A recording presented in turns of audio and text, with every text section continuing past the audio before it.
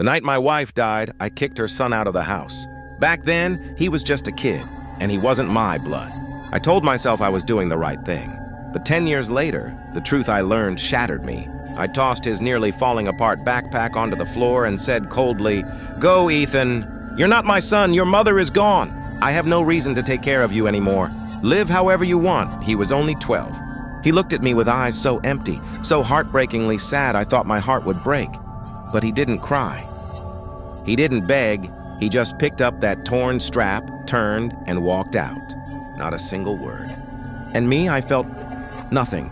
No guilt, no pity, just relief. Victoria, my wife, had died suddenly from a brain hemorrhage. In an instant.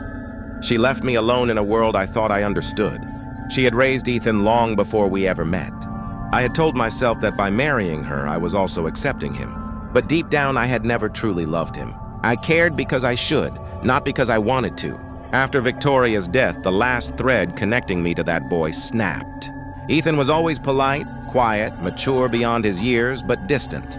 A month after the funeral, I finally spoke the words I had been thinking.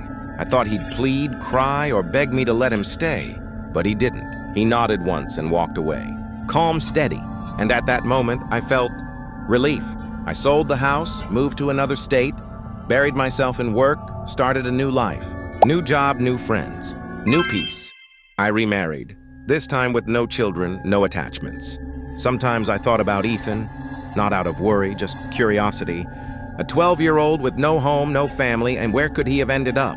And sometimes a darker thought crossed my mind. If he'd suffered or even died somewhere, maybe that would have been easier than thinking about him at all. Then, 10 years later, my phone rang. A number I didn't recognize.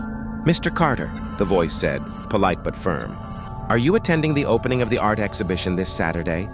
There's someone who really hopes you'll be there." I was about to hang up. I didn't know any artists. But then came the words that froze me. "After your wife passed away, you kicked her son out of your home. He's been waiting for you ever since." My heart stopped.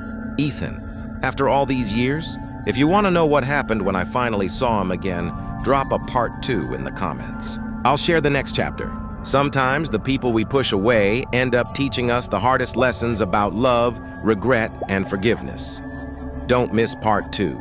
If you want, I can also make an even punchier, suspenseful version tailored for social media that hooks readers in the first line and maximizes engagement for comments.